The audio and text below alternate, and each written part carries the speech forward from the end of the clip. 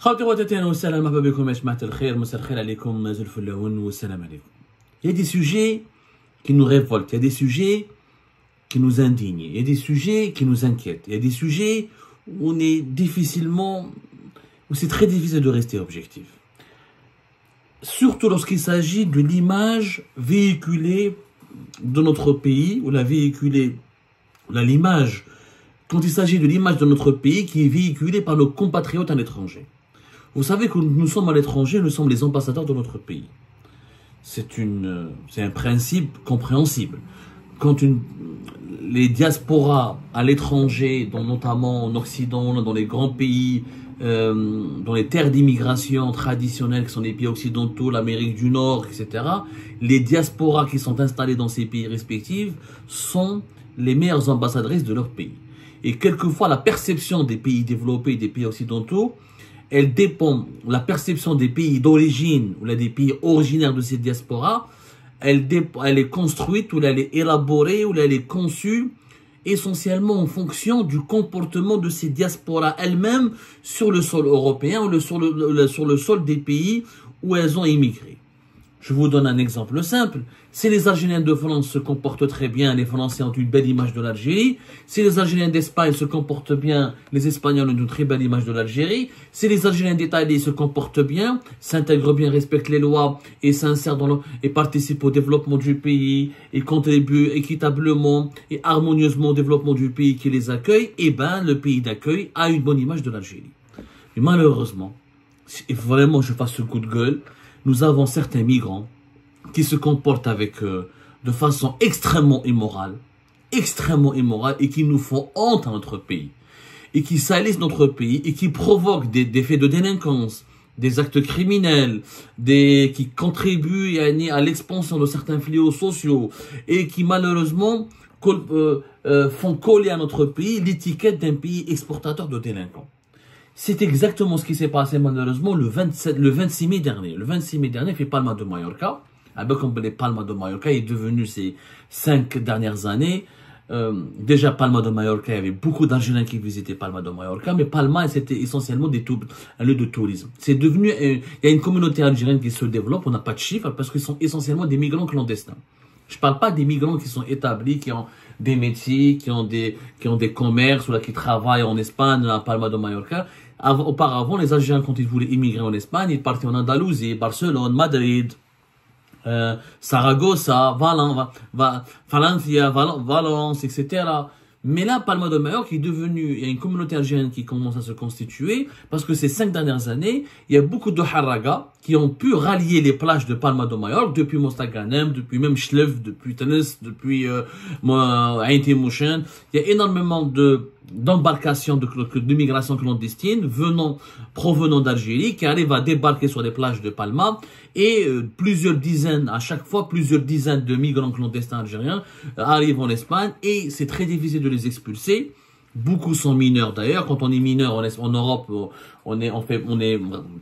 c'est extrêmement difficile d'expulser des mineurs. L'Espagne essaie de les garder, de les maintenir dans des centres de rétention administrative. Au bout de quelques semaines et de quelques mois, elle est obligée de les relâcher parce qu'elle est débordée par les flux migratoires depuis le Maghreb. On parle, selon les observations de certains ONG espagnols, et notamment des ONG qui travaillent avec la Croix-Rouge espagnole et qui opèrent régulièrement avec les gardes-côtes espagnols pour secourir les embarcations de fortune menacées de naufrage ou là qui se sont perdus en haute mer ou là pour accueillir les migrants qui arrivent dans des conditions assez déplorables. On estime qu'il y a pratiquement 30 000 Algériens par an qui essayent d'emprunter la route maritime, la fameuse route maritime qui mène depuis les wilayas de l'ouest du pays jusqu'aux plages, jusqu'aux régions du sud espagnol, avec les îles Baléares. C'était les points traditionnels de chute des haragas algériens, c'est Almeria, Alicante, le sud de l'Espagne, l'Andalousie notamment. Et les Baléares, c'est devenu ces 5 dernières années une nouvelle destination, entre guillemets, un point de chute, un point de débarquement, entre guillemets, même si le mot débarquement fait une certaine connotation négative, parce que comme si on parlait d'invasion. C'est pas une invasion, mais quand même, c'est un flux massif. 30 000 migrants algériens qui essayent de débarquer sur les côtes espagnoles chaque année, c'est quand même énorme. C'est énorme. On estime aller près de 30 000.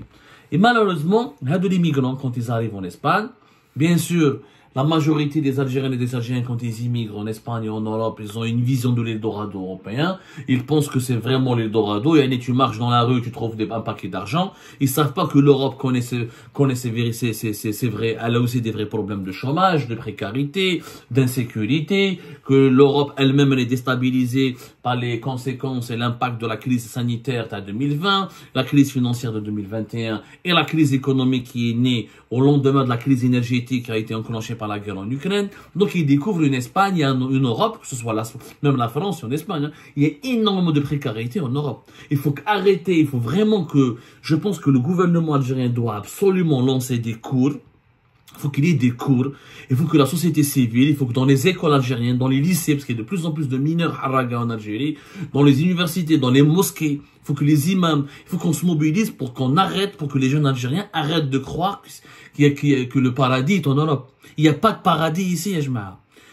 C'est pas le paradis. Il y a des pauvres, il y a du chômage, il y a de la précarité. Oui, il y a moins de pauvreté, moins de précarité et moins de détresse sociale qu'en Algérie. Mais quand on vient sans papier, sans formation, sans diplôme et qu'on essaye de travailler en Europe, c'est hyper compliqué. Alors, effectivement, il y a des migrants clandestins qui sont de bonne foi, bien intentionnés, qui viennent uniquement en Europe pour essayer de se ressaisir, de prendre leur destin en main et de se construire et de s'offrir des opportunités économiques et sociales. Il y a beaucoup de migrants clandestins algériens qui arrivent, qui font d'abord livreur, ensuite ils apprennent des métiers, ils sont dans la boulangerie, dans la restauration, dans les métiers manuels, dans la plomberie. Ils réussissent, que ce soit en Espagne. La majorité des Algériens transitent par l'Espagne pour venir en France. Il y a beaucoup de migrants clandestins qui arrivent à réussir à s'intégrer, à faire des papiers plus tard, même s'ils n'ont pas de papiers. Des gens tranquilles.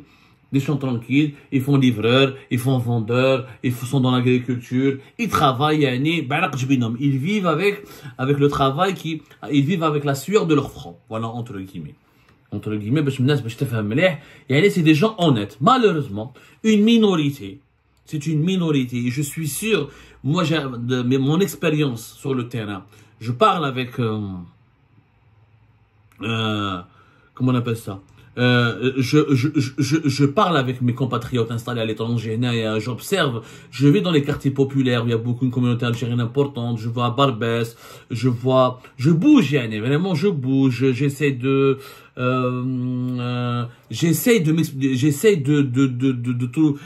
me frotter à la réalité des migrants, des clandestins et des haragas algériens en Europe. Malheureusement, il y a une minorité. La majorité sont des personnes qui cherchent du travail, qui se comportent, qui sont respectueux des lois et qui se font pas remarquer. Il y a une minorité qui verse dans la délinquance, le trafic de cigarettes, le vol, les agressions à main armée, les pickpockets, les vols avec violence, les agressions sexuelles. Et ils consomment de la drogue, de l'alcool, ils découvrent les libertés occidentales, mais ils consomment ces libertés occidentales avec beaucoup d'excès. Ils oublient leurs traditions, ils oublient leurs valeurs, ils oublient la bonne éducation algérienne. Ils causent beaucoup de problèmes. Ils causent énormément de problèmes. La preuve, ce qui s'est passé à Palma, le 26 mai dernier, dans un quartier populaire qui s'appelle Songotlou, il y a eu des affrontements d'une extrême violence entre des migrants algériens et des familles gitanes, des gitans, parce que dans le quartier Songotlou, c'est un quartier populaire fait Palma. Voilà, Palma, c'est un lieu touristique, mais il y a des quartiers pauvres et des quartiers populaires qui peuplés essentiellement par la population issue des familles gitanes, on a composé de familles gitanes. Il y avait donc apparemment, on ne sait pas ce qui s'est passé, mais quelques jours avant, la veille ou auparavant, 2 jours ou 3 jours avant, il y avait un accident de circulation. Un enfant gitan, un enfant d'une famille gitane a été heurté presque mortellement par un automobiliste un automobiliste algérien. Et visiblement, l'automobiliste conduisait de façon inconsciente et dangereuse. Les gitans, ils en ont eu marre. Il y a eu donc, ils ont exprimé leur colère contre certains membres de la communauté algérienne et contre les migrants algériens qui fréquentaient le quartier. Il y a eu ensuite des bagarres qui ont éclaté entre les migrants algériens et les gitans, ou les images qui ont circulé. Vous pouvez aller voir d'ailleurs sur les réseaux sociaux en Espagne, à Palma, au niveau Sangotlo, c'est des batailles rangées. Des batailles rangées, il y a eu au moins 200 personnes, entre 200 à 300 personnes qui se sont bagarrées, des coups de bâton, des couteaux, des chaises, des barres de fer. Une bataille rangée entre les Algériens et les Gitans. Srat Karitha Kbira, la police, les anti-émeutes espagnols sont intervenus, la police locale de Palma s'est mobilisée. Ensuite, il y a eu des émeutes, complètement ça s'est transformé en émeute, et toute la presse de Palma de Majorque accuse les migrants algériens. C'est une catastrophe. Jamais l'image de l'Algérien n'a été aussi salie, aussi souillée par ces comportements inqualifiables et irresponsables de ces migrants algériens. Voilà, les Algériens font des ravages, les Algériens ont détruit tout le quartier, ils ont poursuivi, ils agressent des femmes, ils volent des hommes, ils agressent des enfants, les personnes âgées, ils volent dans les magasins. La description que fait, allez-y, mais il faut vraiment lire les comptes rendus de la presse locale à Palma. Allez-y, lisez Ultima Hora. Lisez, par exemple, un autre média local qui s'appelle Crónica Balear. Et d'autres journaux locaux. Il y en a juste la presse locale. Regardez comment la presse locale de Palma de Majorque traite les migrants algériens. Ou comment elle parle des migrants algériens. Source de problèmes, source de délinquance, source d'insécurité. Et c'était pas la première fois, mais c'est sûr que le 26 mai dernier, ça a atteint une dimension alarmante. Oui, la police anti-émeute, elle a investi le quartier, elle a fermé le quartier. Il y a eu des affrontements, des arrestations.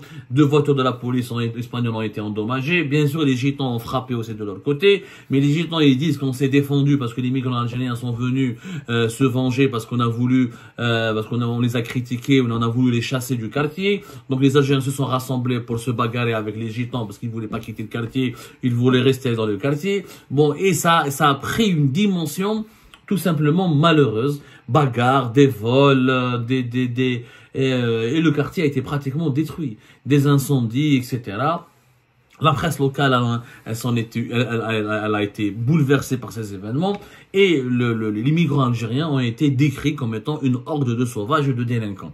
C'est bien sûr, on peut dire que voilà, c'est une presse raciste, mais un titre, 2 titres, mais quand l'ensemble des titres de la presse locale convergent pour décrire et pour dénoncer les comportements des migrants algériens, c'est qu'il y a un problème.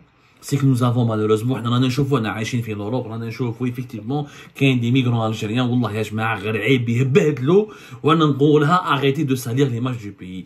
Quand tu viens en Europe, où tu travailles, où tu trouves un travail, t'arrives pas à trouver un travail, t'arrives pas à t'installer, t'arrives pas à t'intégrer, لا تروح لا ديلينكونس والسرقه والحباس والضرب ولي كود كوتو ما على باليش ولا délinquance, ça fait énormément du tort à l'Algérie. C'est pour cette raison ensuite quand les Algériens et les Algériens qui habitent en Algérie n'arrivent pas à obtenir des visas, ou là quand on a des taux de refus records parce que les pays européens ont une mauvaise perception des migrants algériens, après on se pose des questions et on dénonce le racisme et on crie au racisme. Bien sûr qu'il faut pas faire d'amalgame. Heureusement, et je le dis, je l'ai toujours dit et redit, c'est une minorité. La majorité des migrants algériens travaillent, essaient de s'intégrer, travaillent jour et nuit, font des métiers difficiles, des livreurs, des chauffeurs, VTC, etc.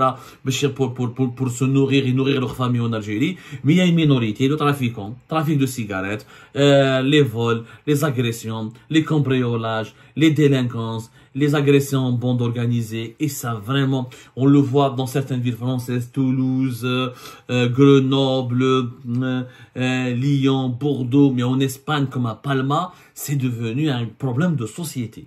C'est devenu un problème de société. D'ailleurs, il y a quelques mois de cela, des Algériens ont défrayé la chronique. 2 Algériens auteurs de 15 vols ont été arrêtés. Leur histoire a été médiatisée. Ensuite, 3 mineurs algériens qui ont agressé sexuellement une femme espagnole qui sortait d'une boîte de nuit à Palma. Ils ont agressé assez durement et sauvagement cette femme.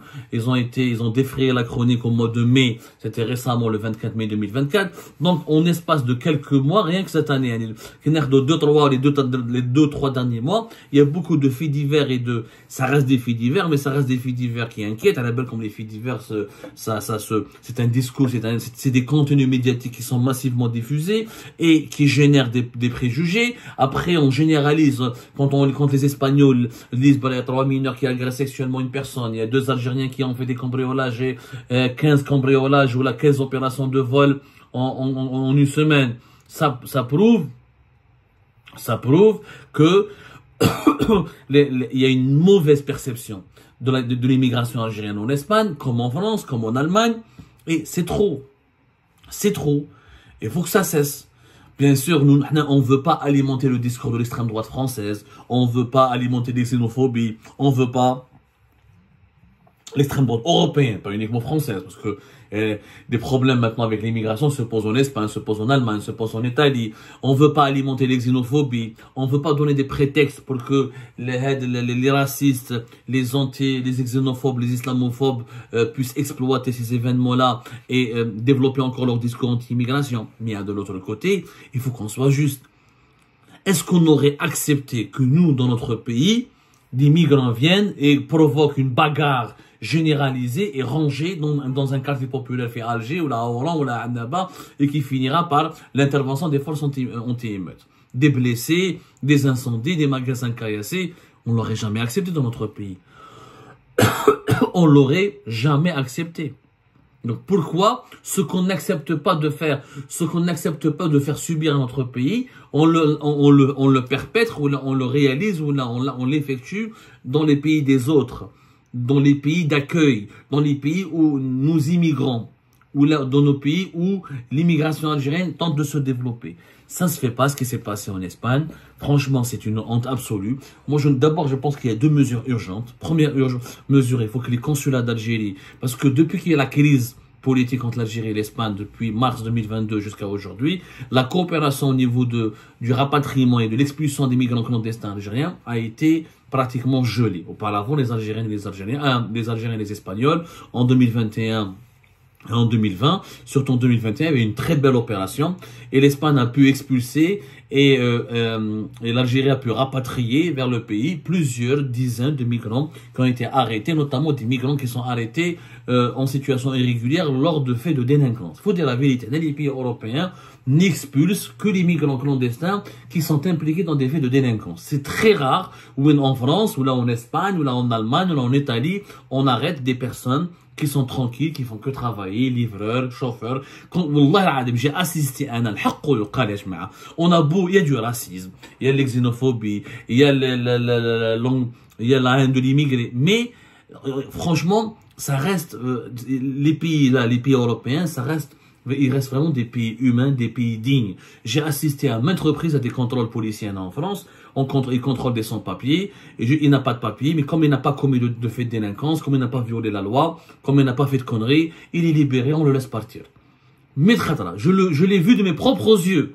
Mais malheureusement, la majorité des personnes qui sont jugées expulsables ou que les pays européens veulent expulser vers l'Algérie, ce sont des délinquants. Des délinquants. Il faut que les consulats algériens arrivent absolument à travailler avec les autorités des pays européens pour sauver nos enfants. De 17 ans, 18 ans, en bande organisée, blécran d'arrêt, ils se fait le métro, ils se fait les supermarchés. Mais c'est quoi cette vie? Il faut sauver ces enfants-là. Ils n'ont pas de place, ils n'ont pas de diplôme, ils n'ont pas de formation, ils n'ont pas où dormir, ils n'ont pas où être hébergés, où ils se retrouvent. On l'évacue vers l'Algérie, c'est mieux. C'est mieux. يروح في بلادو يبني حياته في بلادو يتربى في بلادو يقرا في بلادو. Ça ne fait que propager les idées les plus négatives, les préjugés les plus monstrueux sur l'image et la réputation de notre pays. Et c'est insupportable. D'abord, ce sont des compatriotes qui sont en danger. Ce sont des jeunes qui sont exploités par des bandes criminelles, des réseaux de trafic de drogue, des réseaux de prostitution, des réseaux de vol et de raquettes et de cambriolage. Donc, ce sont des citoyens qui sont en danger, qui sont vraiment en danger. Leur intégrité physique et leur sécurité, elle est menacée. Les autorités algériennes se doivent agir rapidement pour rapatrier et organiser avec un commun accord, harmonieusement, le départ, le retour vers le pays de ces migrants qui causent problème en Europe et qui n'arrivent pas à s'intégrer. De deux, il faut travailler sur l'imaginaire collectif. Il faut que nos jeunes comprennent que si tu n'es pas instruit, tu n'as pas de diplôme, tu n'as pas un niveau intellectuel, tu ne maîtrises pas un métier, tu maîtrises pas une profession, tu peux pas réussir en Europe. C'est pas la peine de t'arrêter. Tu vas vivre que la misère. Une misère encore plus atroce. Il vaut mieux rester chez soi et vivre pauvrement, néanmoins dignement, que de venir en Europe et vivre de sombrer dans la délinquance, dans la criminalité, que faire de la prison et détruire sa vie. Ça, il faut qu'il y ait un programme éducatif. Il faut qu'on montre aux jeunes Algériens la face cachée de l'Eldorado européen. En Europe, il n'y a pas que des boîtes de nuit, des gratte-ciel, des beaux jardins, etc. Il y a des quartiers, des poubelles, et des décharges, et des SDF, et des gens qui crèvent de faim, et des gens qui n'ont pas de quoi manger. Ce sont des pays aussi fragiles. C'est pas le paradis. L'idéal est de rester chez nous et de construire notre propre pays. Et non, je l'ai toujours dit, si on est là, en train de vivre, de vivre massivement, comme on voit en France, le poids de la communauté algérienne est énorme. Alors quand on sait qu'on a un pays, il y a du soleil, il y a du pétrole, il y a la mer, il y a le désert, il y a le gaz, il y a le fer, il y a tous les minerais, il y a de l'or, il y a toutes les possibilités que nous avons pour développer notre pays, et on se retrouve à immigrer, à vouloir tous immigrer pour chercher du travail et une opportunité professionnelle à l'étranger dans des pays comme la France et l'Espagne, qui ne sont pas des pays, ils sont des pays plus solides économiquement que les nôtres, mais ce sont des pays avec des marchés saturés, avec des problématiques politiques et sociales locales très complexes, et déjà avec des opinions publiques de plus en plus hostiles aux migrations.